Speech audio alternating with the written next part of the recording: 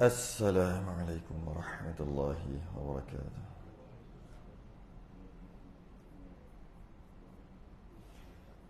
Innal hamdalillah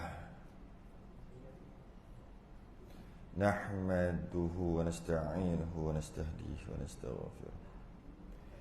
Wa na'udzu billahi min shururi anfusina wa min sayyiati a'malina.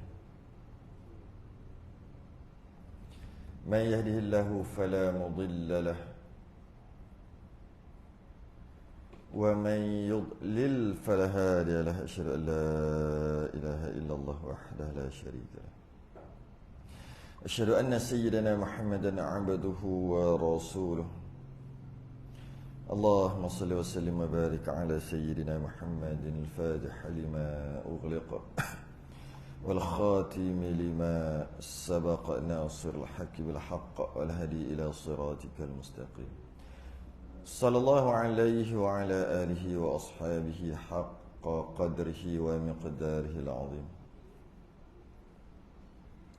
اللهم نور بالكتاب بصري وأتلق بلساني واشرح بي صدري واستعمل به جسدي بحولك وقوتك فإنه لا حول ولا قوة إلا بك سبحانك لا علم لنا إلا ما علمتنا إنك أنت العليم الحكيم ولا حول ولا قوة إلا بالله العلي العظيم أما بعد الحمد لله terafa'kan kesyukuran dan terima kasih kepada Allah Ta'ala dapat kita pagi ini sambung kitab Idaman Penuntut jilid yang pertama muka surat 101 Jawi Rumis 51 Rumi 51 Jawi 101 kita membahaskan berkaitan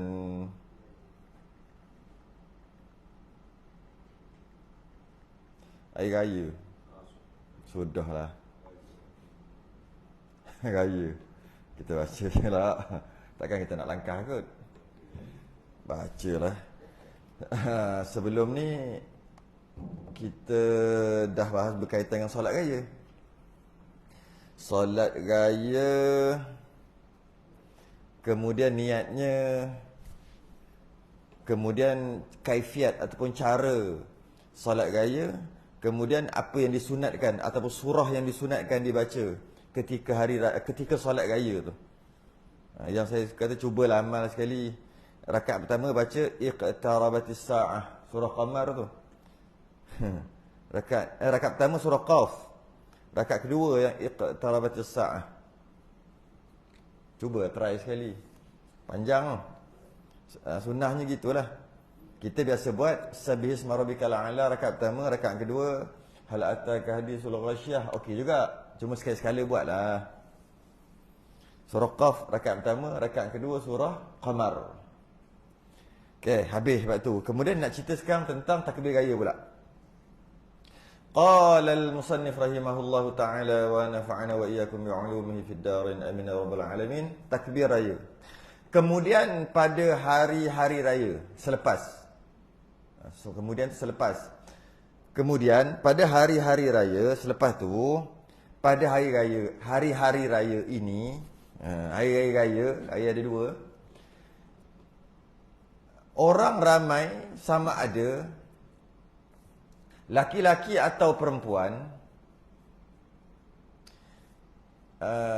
yang lain selain daripada mereka yang mengerjakan haji, selain pada orang yang pergi haji kat Mekah sana, disunatkan mengucapkan takbir raya, sunat takbir raya. Sama ada lelaki atau perempuan. Cuma lelaki kuat, perempuan perlahan. Perempuan takbir perlahan, lelaki takbir kuat.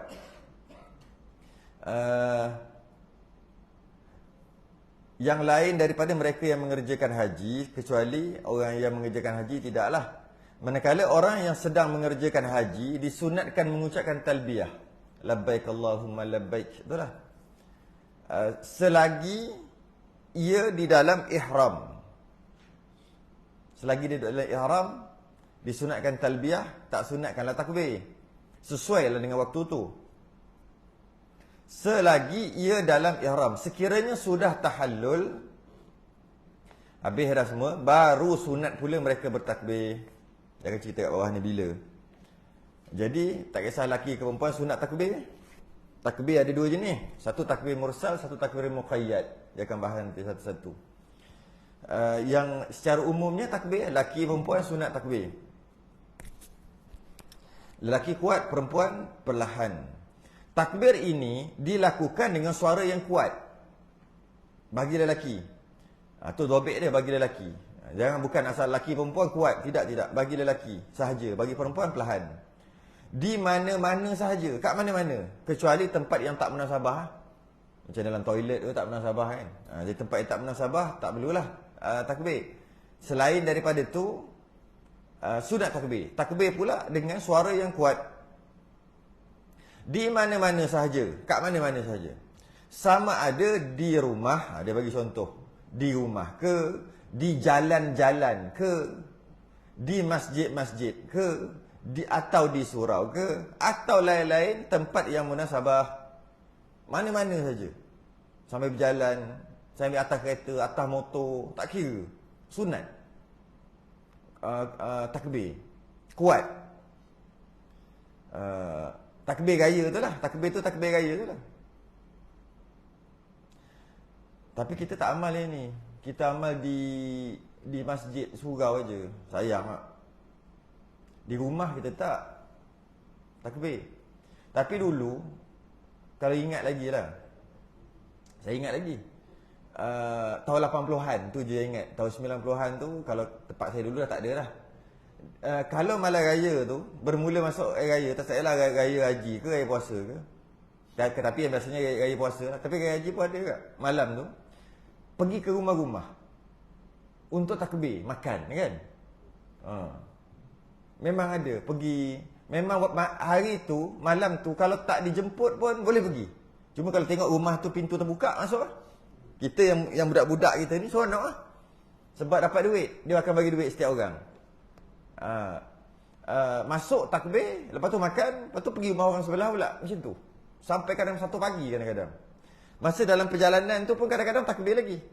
Kadang-kadang penat dah masa dalam perjalanan tu. Masa nak berjalan daripada satu rumah ke satu rumah. Sebenarnya perkara tu bagus sebenarnya kalau dibuat. Jangan berhenti. Tapi itulah. Sekarang ni dah berhenti dah. Kalau perhati tak ada dah. Ada lagi? Sini ada. Sini pun tak ada kan? Tak kira lah. Tapi dulu pernah buat sini? Pernah. Ada kan? Tahun berapa? 90-an? 2000.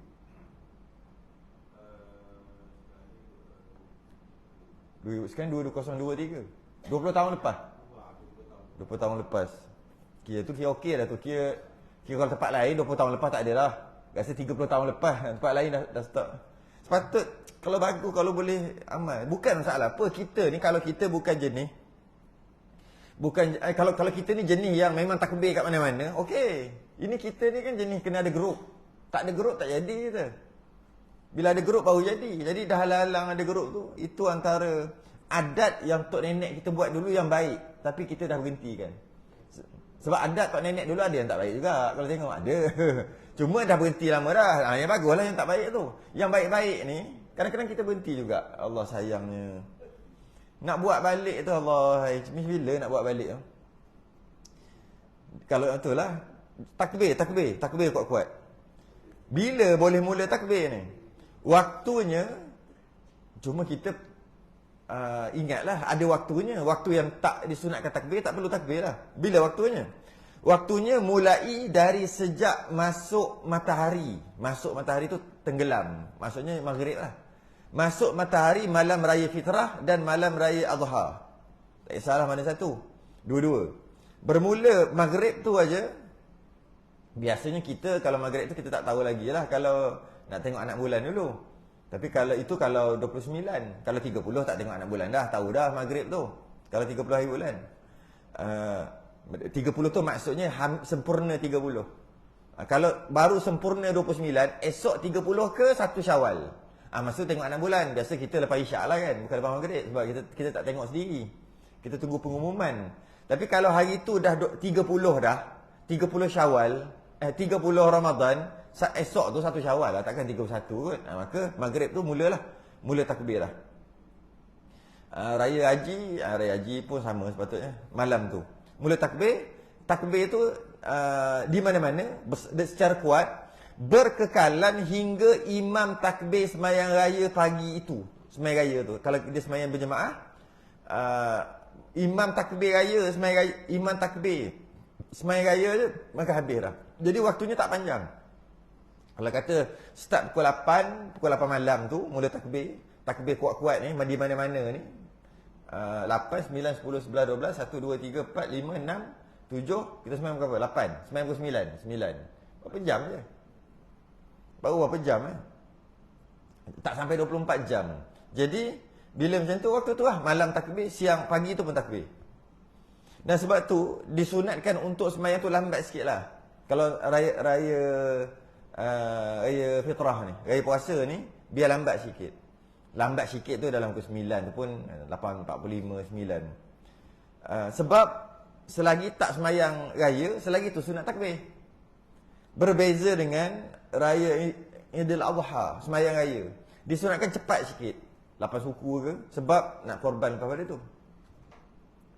Jadi habis imam takbir sembahyang raya je, stop dah. Tak ada dah takbir kuat dan takbir di mana-mana. Tu tak ada dah.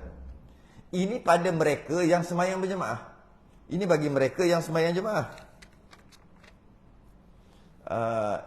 Macam mana dengan sembahyang seorang? Ini special kalau sembahyang seorang. Ini bagi orang yang nak sembahyang jemaah. Ini pada mereka yang sembahyang jemaah. Dan hingga takbir sembahyang sendiri. Betul. Dan hingga takbir sembahyang sendiri pada orang yang sembahyang seorang diri. Maksudnya macam mana dengan sembahyang seorang? Sembahyang seorang sama juga, mula maghrib takbir. Dia punya akhir sekali seorang diri, dan hingga gelincir matahari. Gelincir matahari itu zawal lah, ataupun bahasa kita zuhur, pada mereka yang tiada sembahyang langsung. Oh, gini nak cakap ni. Dan hingga takbir sembahyang sendiri, dan hingga takbir sembahyang sendiri pada orang yang sembahyang seorang diri. Tu ayat dia. Kalau sembahyang berjemaah sehingga imam takbir, maka tak adalah takbir raya, dah habis dah. Kalau sembahyang seorang diri sehingga dia sendiri takbir sembahyang raya tu lah. Kalau dia sembahyang pukul 10 pagi, maka pukul 10 pagi lah habis takbir raya dia. Maknanya kita dapat tahu, bolehlah sembahyang sendiri, tak semestinya kena sembahyang berjemaah. Kalau kita terlepas, jam sangat ke, sampai rumah dah pukul 10, 11 pagi, janganlah kata Allah, hai, tahu ni tak sembahyang raya kita. Sebab apa? Masjid dah habis sembahyang dah. Tak apa, sembahyanglah sendiri. Cuma tak perlulah baca khutbah. Seorang-seorang, jangan buat hal pula. Apa hal buat baca khutbah? Cuma sembahyanglah sendiri. Sembahyang sendiri, boleh sembahyang sendiri. Pukul 10 ke, pukul 11 pagi ke, boleh. Dan pada mereka yang dan hingga gelincir matahari, hingga zuhur, pada mereka yang tiada sembahyang langsung, yang langsung tak sembahyang raya, takbir dia sampai zuhur, azan zuhur. Jadi kalau kita tengok sekali, bagus tak? Baguslah tak sembahyang raya, sebab dapat takbir sampai zuhur. Tapi tak juga sebenarnya.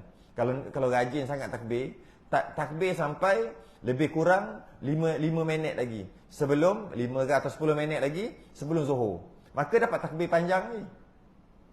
Dia sama macam, dia punya kaedah dia sama macam sembahyang sunat pada waktu subuh. Sembahyang sunat pada waktu subuh, selagi belum sembahyang subuh, boleh sembahyang sunat. Jadi kalau dia tu rajin sangat sembahyang sunat, janganlah sembahyang subuh awal-awal. Sembahyanglah subuh 6.45. Maka dia boleh sembahyang berapa lama tu dia boleh sembahyang subuh, sembahyang sunat. Tapi peliklah bunyi. Macam tu juga sembahyang, kalau dia jenis suka sangat sembahyang, kalau sembahyang asar tu jangan sembahyang pukul 4.30. Sembahyanglah asar 6.45. Sebab apa? Selagi tak sembahyang asar, selagi tu boleh solat sunat. Itulah. Kaedah dia samalah.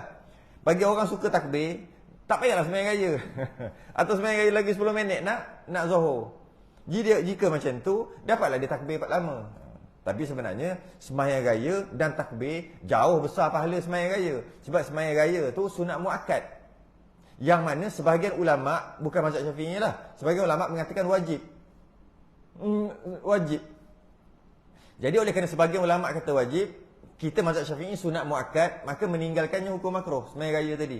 Malah sembahyang raya ni antara sembahyang yang boleh qada. Kalau kata Allah, hai, tahun 2008 hari tu lewat naik bas, tak sempat sampai rumah, tak sembahyang raya hari tu, tak tahu pula pun sembahyang seorang. Sekejap lagi qada. Allahu akbar. Allahu akbar. Allahu akbar. Qada sekejap lagi sembahyang raya. Sunat qada, boleh qada. Boleh diqadakan sembahyang raya tu. Dia tak sembahyang macam sembahyang gerhana. Sembahyang gerhana tak ada qada. Habis gerhana habis. Sembahyang raya boleh qada, sembahyang duha boleh qada. Qabliyah ba'diyah boleh qada. Semalam lupa, lepas maghrib tak ada hal sikit lepas maghrib, tak sembahyang ba'diyah maghrib. Sekejap lagi qada ba'diyah maghrib. Qadaan lah. Boleh.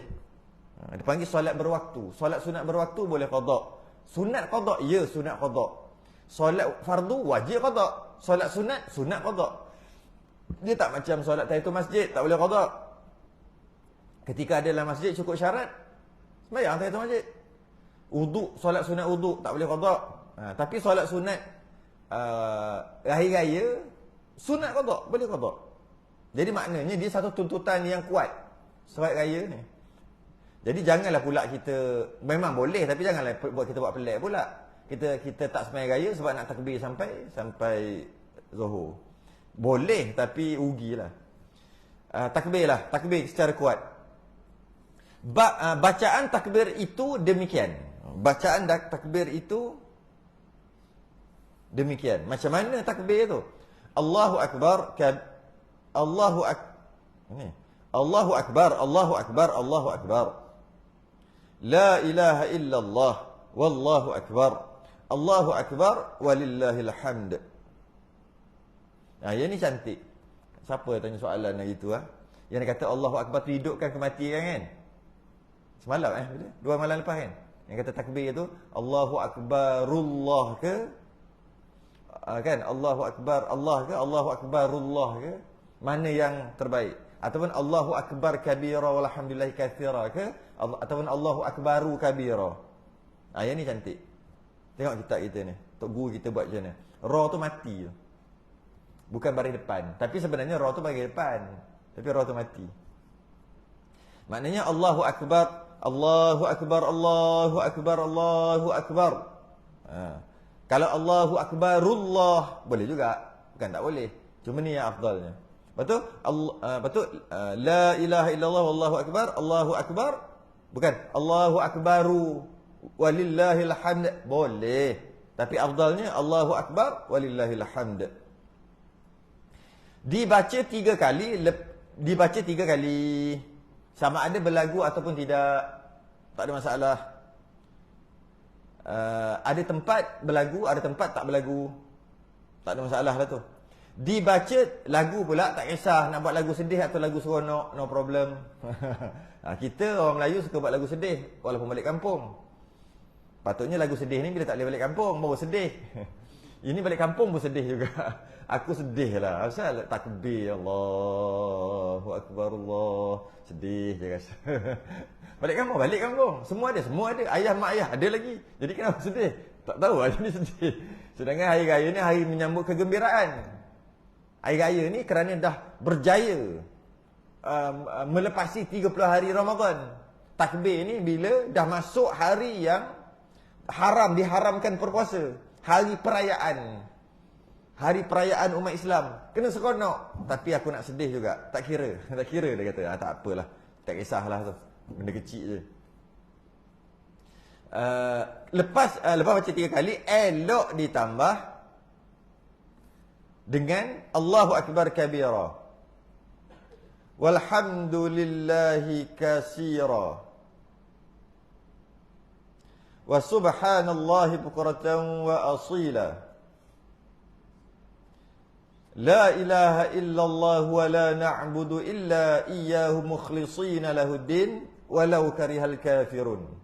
La ilaha illallah wahdah sadaqa wa'dah wa nasara 'abdah wa 'azza jundahu wa hazamal ahzaba wahdah. La ilaha illallah wallahu akbar, Allahu akbar walillahil hamd. Risau pula nak buat lagu-lagu ni. Buat orang kata, pahal pula gaya apa ni. Jadi itu sunat baca tu. Sunat baca kerana menyambut hari kemenangan, yang mana takbir raya ni asal usul dia daripada perang Ahzab. Sebab tu Ahzab wahdah. Ahzab tu perang Ahzab ataupun perang Khandaq. Khandaq ni parit, perang gali parit. Perperangan di antara musyrikin dengan Nabi. Waktu tu musyrikin Mekah tu berpakat dengan Yahudi lagi, musuh-musuh Nabi.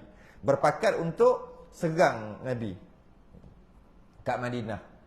Malah Yahudi yang duduk dalam Madinah tu sendiri pun berpaling tadah. Sedangkan dia sama-sama duduk negara tu, orang kafir. Sebab tu orang kafir ni, Nabi dah tunjuk dah. Ketika Nabi mula-mula buka Madinah tu, mula-mula Nabi hijrah sampai ke Madinah tu, Nabi ada orang kafir Yahudi memang dah ada beratus tahun dah kat situ. Duduk tepi pinggir-pinggir ni lah. Nabi kata tak ada masalah, kita boleh hidup masyarakat majmuk. Ni kita ingat kita je masyarakat majmuk. Malaysia masyarakat majmuk. Dulu tak ada. Dulu masyarakat majmuk. Zaman Nabi tu masyarakat majmuk dah. Ada orang kafir musyrik, sembah berhala, ada orang Yahudi, ada orang Nasrani. Islam baru sampai waktu tu. Ada elok aje. Nabi tubuhkan negara Islam. Elok-elok aje. Jadi dan buat taat setia lah. Taat setia dia apabila negara kita diserang, maka sama-sama bertahan walaupun tak sama agama. Tak ada masalah, kamu agama kamu, aku agama aku. Tapi bila perang Khandaq tu, perang Ahzab tu, dia masuk ke belakang tu. Dia berpaling tadah. Dia berpakat dengan yang kat luar. Nasib baik Salman Al-Farisi, orang belah-belah Iran sana lah kalau sekarang ni. Dia kata, tempat aku dulu kalau perang gali parit. Nabi kata, gali parit menarik juga. Idea tu yang gali parit tu. Nabi gali parit. Waktu tu bulan Ramadan. Sahabat dah lah puasa, gali parit lagi. Gali. Sebab nak bagi, kalau kuda tu dia tak boleh lompat. Kalau orang masuk tu sempat panah, mati. Besarlah parit tu. Sahabat lapar dia kata. Buka baju nampak sebiji batu ikat. Sebab lapar sangat, bila kita ikat sesuatu kat perut, dia tahan sikit. Nabi buka, ada 2 biji. Batu. Senyap yang lain. Senyap yang lain. Lapar. Nabi tak mengadu pun lapar. Sabar. Lepas tu, lepas peperangan tu, menanglah umat Islam. Bila menang umat Islam, sebab tu takbir semangat. Takbir ni. Lepas tu ada wa azza jundahu wa hazamal ahzaba wahdah. Tentera Ahzab. Menang. Jadi sepatutnya takbir ni dengan semangat lah. Semangat. Macam takbir Mekah. Lebih kurang macam tu lah. Semangat. Tapi kita kata, takbir Mekah. Tak ada feel macam tak raya takbir Mekah. Kita kata gitu. Tapi tu takbir tu dari sudut lagu, macam mana pun tak ada masalah lah, macam mana pun. Takbir yang tersebut ini dinamakan takbir mursal, atau setengah pendapat kata takbir mutlak. Boleh juga takbir mursal atau mutlak. Sunat dibaca pada bila-bila masa, bermula daripada maghrib malam raya sehingga ke takbiratul ihram sembahyang raya esok pagi tu. Berapa jam, ada berapa belas jam tu. Waktu tu takbir mursal. Terbuka, cara dia adalah terbuka, maksud di mana-mana dan kuat. Itu dia punya ciri-ciri takbir mursal. Di mana-mana, masa yang pendek, iaitu berapa belas jam saja, dan kuat. Di mana-mana dan kuat. Dan tak perlu ada tekong. Kalau ada pun tak apa, tak perlu ada tekong. Maksudnya seorang takbir yang lain pakai ikut, tak ada. Tak perlu. Tapi kalau ada pun tak ada masalah. Tapi kita lah orang Melayu, kalau tak ada tekong, ada tak buat? Senyap je. Tak payahlah wirid lepas sembahyang. Cuba tak ada tekong. Maksud imam senyap je. Macam kat Perlis tu. Pelik rasa sembahyang kat Perlis. Assalamualaikum warahmatullahi wabarakatuh. Assalamualaikum warahmatullahi wabarakatuh. Pelik tengok. Ada orang bangun. Ya. Rasa macam tak ada kan. Pergi sembahyang kat Perlis. Senyap je. Sama juga. Kita macam tu lah. Kalau takbir raya kalau tak ada tekong agak-agak senyap je. Alah kalau macam tu tekong pun tekong lah. Tak ada masalah lah. Bukan benda besar pun. Benda kecil je. Buat je lah. Nak suasana dia kata. Nak suasana. Ambil kau suasana. Takbir. Tak apalah. Ada tekong pun. Tekong tu yang mulakan tu lah. Maksud tekong. Bila masa. Namanya takbir mursal. Atau takbir mutlak. Dan masanya pendek. Sifatnya jenis kuat. Ada lagi satu takbir. Dinamakan takbir muqayyad. Takbir muqayyad ni daripada qaidun. Qaid ni kait lah orang Melayu kata. Kait. Terkait. Berkait. Asalnya qaid. Qaf ya dal. Qaid.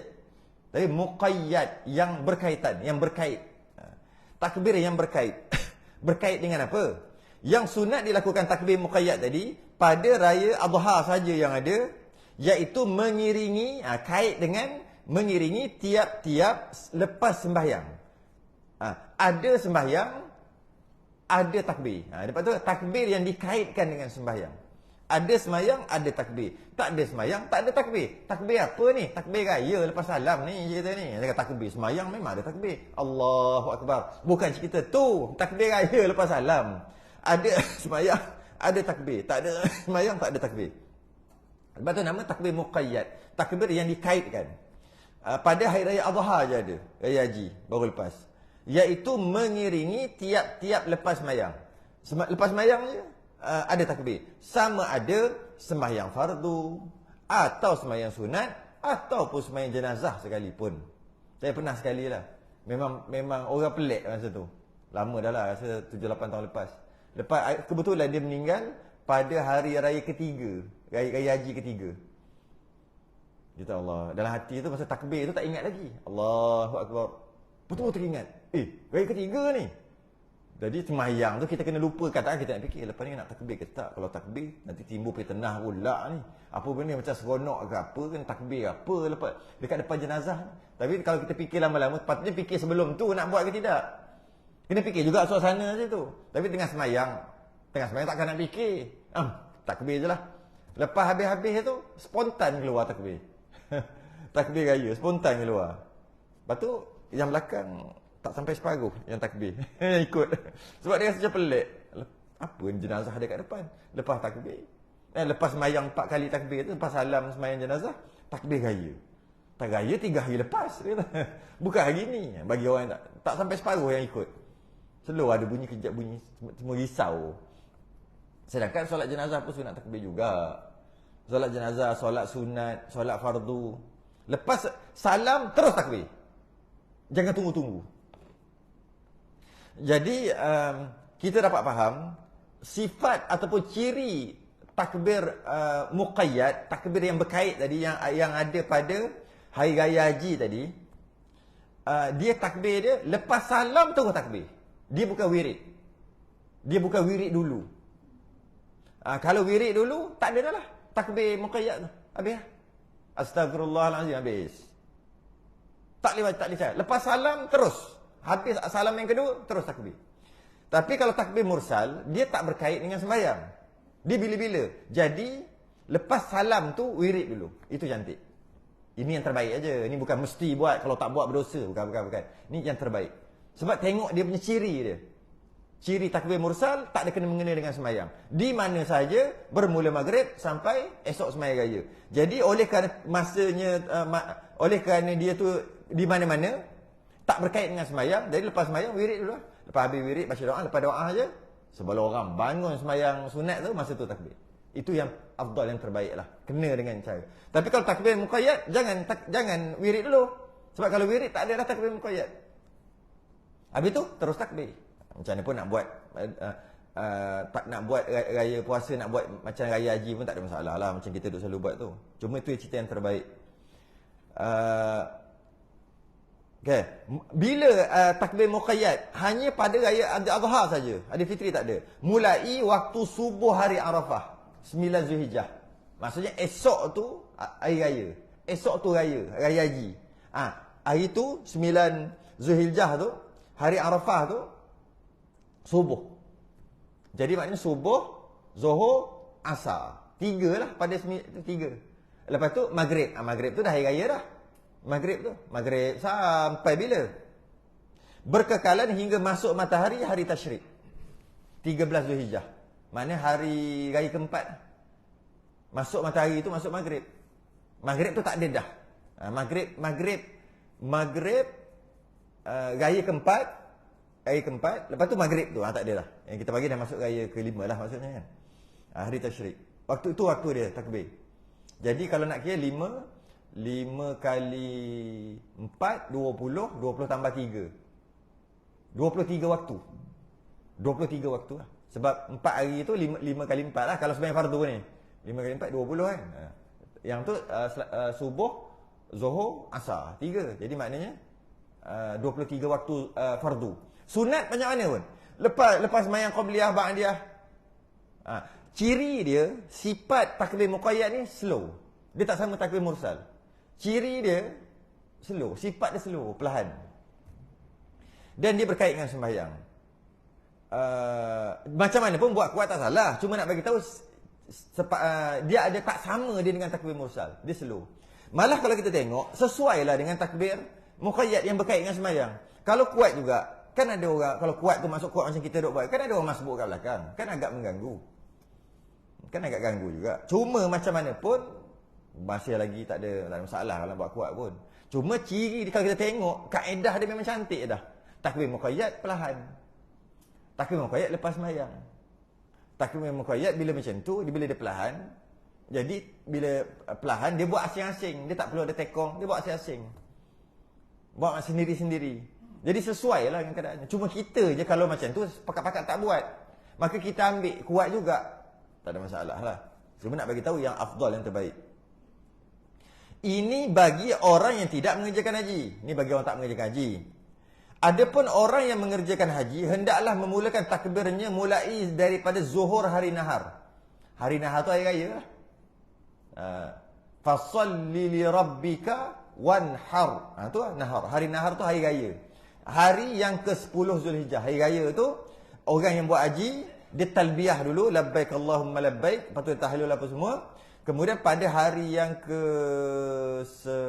hari raya tu, waktu Zuhur ke atas. Masa waktu tu barulah dia sunat untuk takbir raya. Yang demikian nyatalah bahawa takbir muqayyad itu tidak ada pada raya fitri. Habis bab takbir. Untuk menyambut hari-hari raya itu, ni dia sebenarnya bukan hari raya je sebenarnya ni. Sebenarnya dia termasuk hari Jumaat. Sunat ni bukan sunat hari raya je, kita akan baca sekejap lagi ni. Hari Jumaat pun sunat yang sama. Jadi hari Jumaat atau hari raya sunat apa? Untuk menyambut hari-hari raya itu, sunat tiap-tiap seseorang, sunat tiap-tiap orang. Bila sebut tiap-tiap orang, lelaki dan perempuan. Bila sebut lelaki perempuan, sama ada perempuan itu haid sekalipun. Sunat mandi juga, mandi raya, walaupun haid sekalipun. Sunat tiap-tiap orang, seorang, lelaki atau perempuan, besar atau kecil, nak pergi sembahyang atau tak nak pergi sembahyang.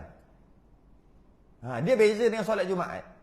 Kalau kita nak pergi solat Jumaat, kita sunat mandi kerana kita nak pergi solat Jumaat.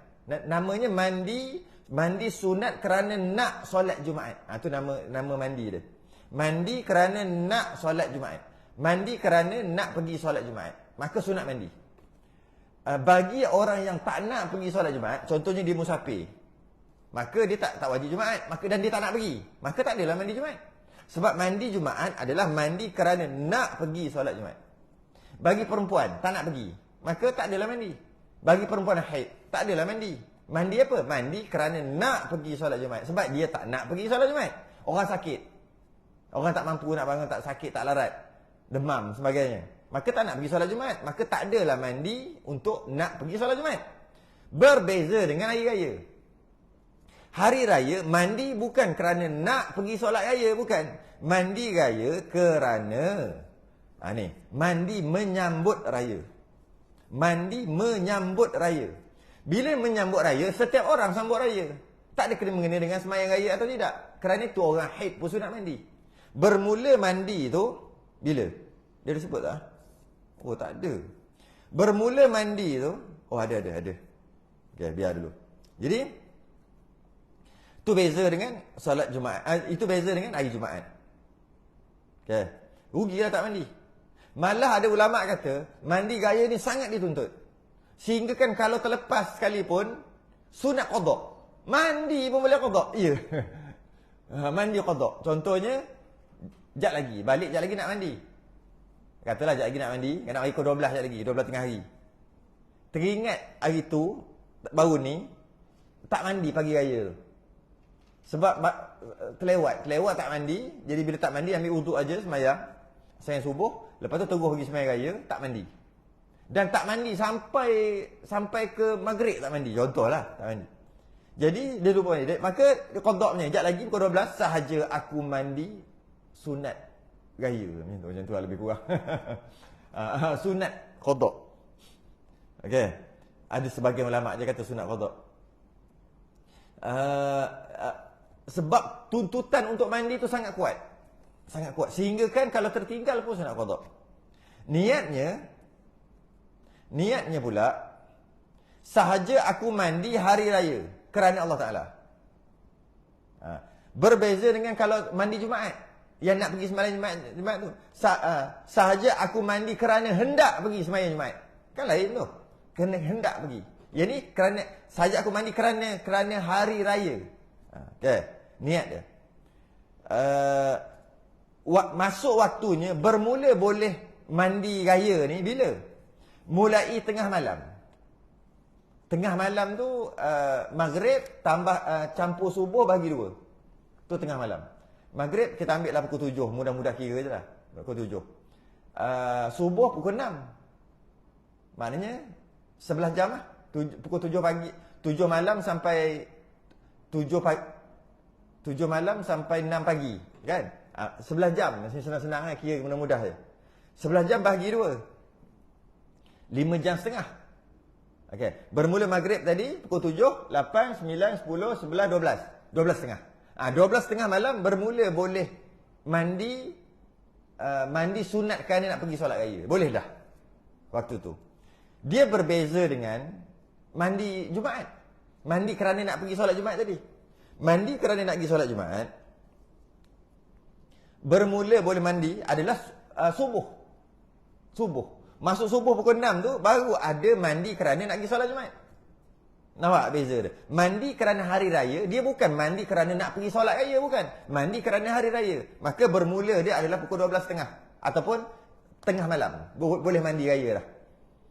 Boleh mandi. Dia kata, dia mandi pagi-pagi ni, ya Allah, tak boleh lah. Tak boleh mandi pagi lah. Nak tidur lah ni pukul 12.30. Mandi dulu. Saja aku mandi kerana nak pergi solat raya. Saja aku mandi kerana hari raya. Bukan mandi kerana nak pergi solat raya, kerana hari raya. Lepas tu esok bangun tu tak mandi dah. Boleh.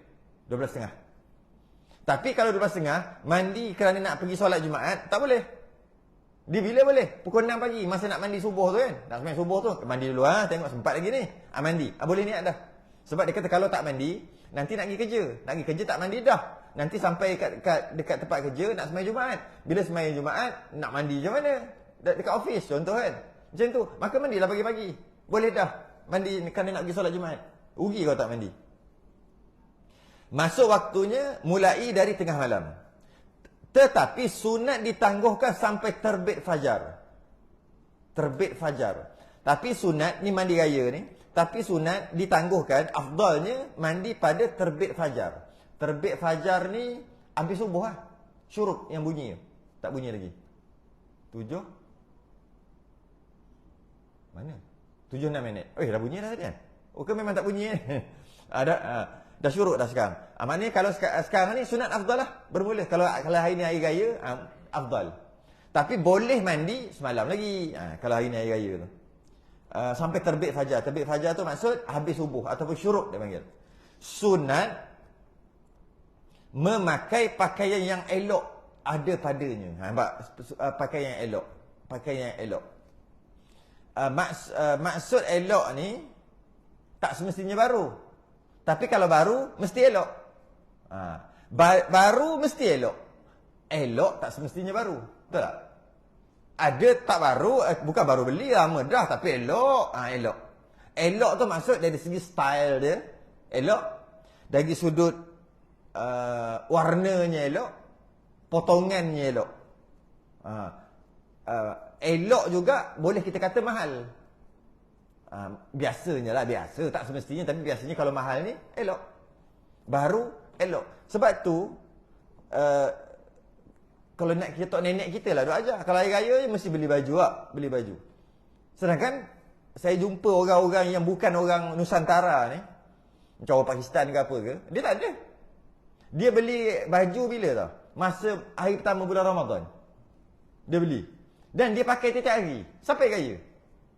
Sebab dia kata, kita sambut Ramadan dengan sambut raya mana besar? Logik juga. Sambut Ramadan lagi besar. Sambut raya, sampai sambut Ramadan, sambut bulan ibadah. Jadi bila nak ibadah, kena pakai baju baru. Dia buat gitu. Maka dia pakai sampai hari raya. Hari raya dia pakai baju tu juga. Tapi kita tak gitu. Kita hari raya baru pakai baju baru. Sebab baru tu elok. Bagus. Cantik lah tu. Janganlah stop pula. Janganlah berhenti. Cuma kita ada dua raya. Raya haji, raya puasa. Raya haji dengan raya puasa, lebih besar raya haji. Tapi kita pergi beli raya puasa. Tu pelik pula kita. Patut belilah raya haji. Kalau beli raya puasa, raya haji beli juga. Kalau nak mana-mana satu beli raya haji, jangan beli raya puasa. Tak apalah, kita beli dua-dua. Lagi bagus. Ini kita beli raya puasa, raya haji tak beli. Itu kita. Beli tu maksud elok. Bukan mesti beli. Elok. Nak cerita, biasanya kalau beli ni, baru beli, mestilah elok. Tu ceritanya. Jadi elok.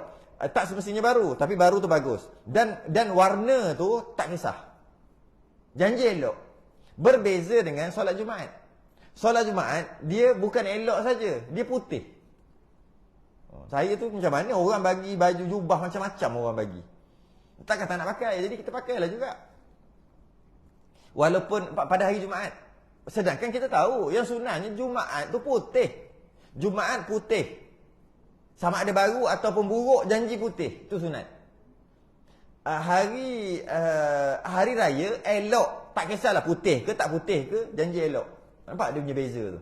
Dia ada waktu, contohnya, waktu nak semayang minta hujan. Semayang istisqa.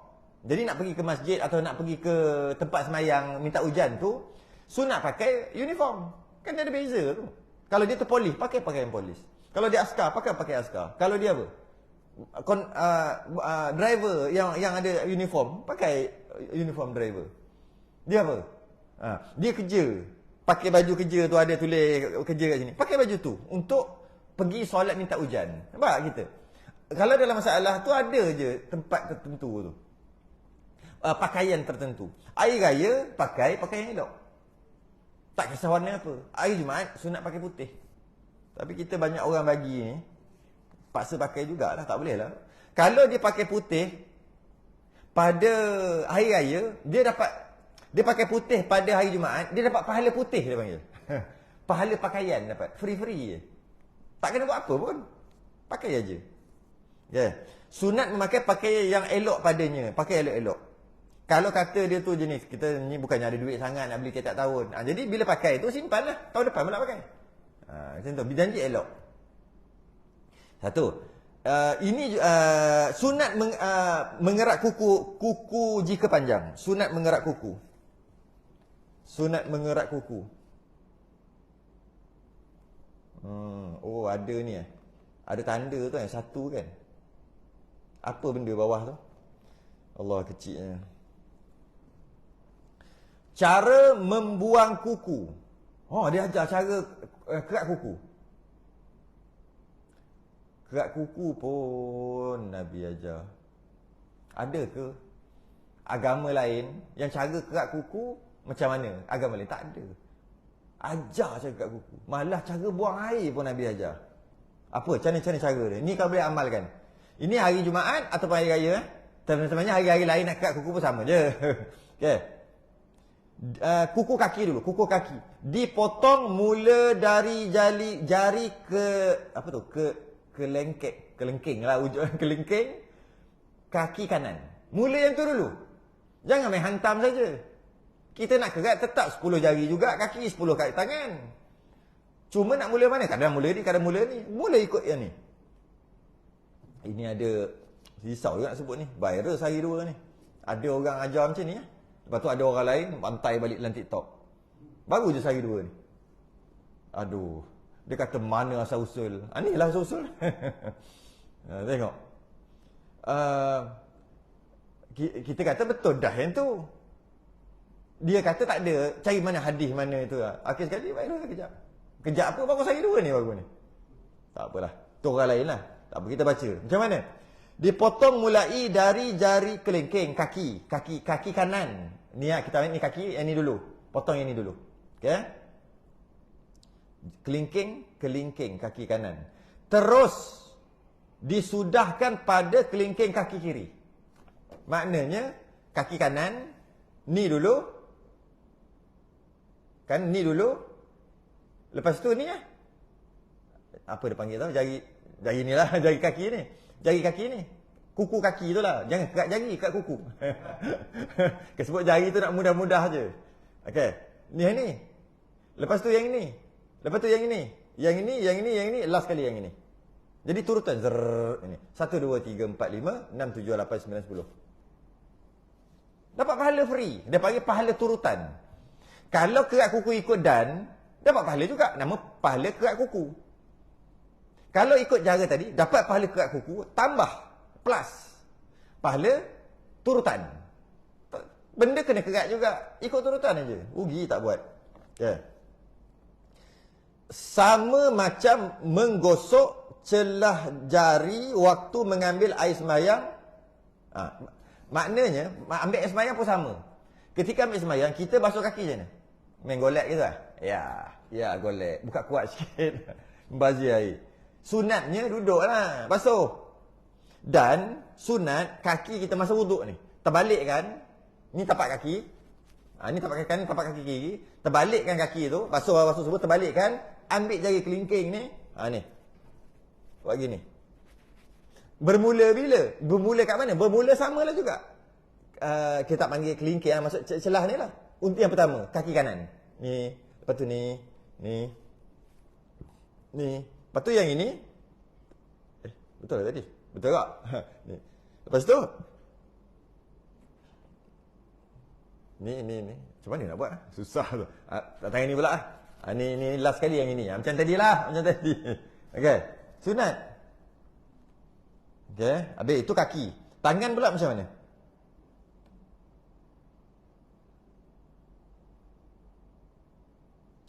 Mana ni? Dan pada jari tangan, kerat kuku tangan pula macam mana? Menurut kata Imam Nawawi ada khilaf. Menurut kata Imam Nawawi, dimulakan dengan telunjuk ibu jari kanan. Ni dulu. Terus ke kelingking. Tangan kanan. Dia lain, dia kok ni dulu. Ni dulu. Mana tadi? Allah, tak nampak. Dimulakan telunjuk ni dulu, ni telunjuk jari kanan, ni dulu kerat. Lepas tu terus ke kelingking ni, jari tengah, jari manis, terus ke kelingking. Ni belum, ibu jari belum. Kemudian sambung jari kelingking tangan kiri. Jari kelingking ni. Terus ke telunjuk. Ni, jari manis, jari tengah, jari telunjuk. Tangan kiri. Kemudian ibu jari kanan. Lepas tu ibu jari kiri. Maknanya ni satu, jari kanan, tangan kanan ni. 1, 2, 3, 4, 5, 6, 7, 8, 9, 10. Dapat pahala turutan. Kemudian ibu jari kanan dan ibu jari kiri. Dan berkata Ibnu Hajar dalam Tuhfah, dia tulis kat tu, kalau yang Rumi tu T-O-H-P-A-H. Tuhfah. Tuhfah. Kitab dia. Tuhfah. Sayur gia dibasuh. Oh, tak ada. Bukan. Ini bukan khilaf. Bukan. Itu je lah kata Imam Nawawi. Sebenarnya memang ada khilaf pun. Ada khilaf yang lain. Tapi tak ada dalam kitab kita. Kita ambil yang tu je lah. Yang ni lain. Kata Ibnu Hajar, sayur gia ni semolek sebaik. Sangat bagus sayur gia. Dibasuh cepat-cepat bekas buang kuku itu. Bukan bekas yang lepas kerat-kerat ambil kuku-kutik basuh. Bukan. Maksudnya bekas kuku yang ada dekat kuku ni. Bekas ni kan potong kan ada bekas dia. Bukan kita potong-potong nak cari mana kuku aku nak basuh. Bukan. Itu kata Imam Ghazali. Itu bukan kata Ibn Hajar. Imam Ghazali kata kerat kuku. Kalau berjunuk kerat kuku. Lepas tu ambil balik kuku tu mandikan. Sunat. Kata Imam Ghazali. Itu ambil balik kuku tu. Kalau berjunuk ataupun haid. Lepas tu mandikan nanti. Mandi wajib nanti. Tapi ini bukan kuku yang tercabut. Kuku yang duk ada ni. Yang duk ada sekarang ni. Kata Ibn Hajar. Basuh cepat-cepat. Bekas buang kuku.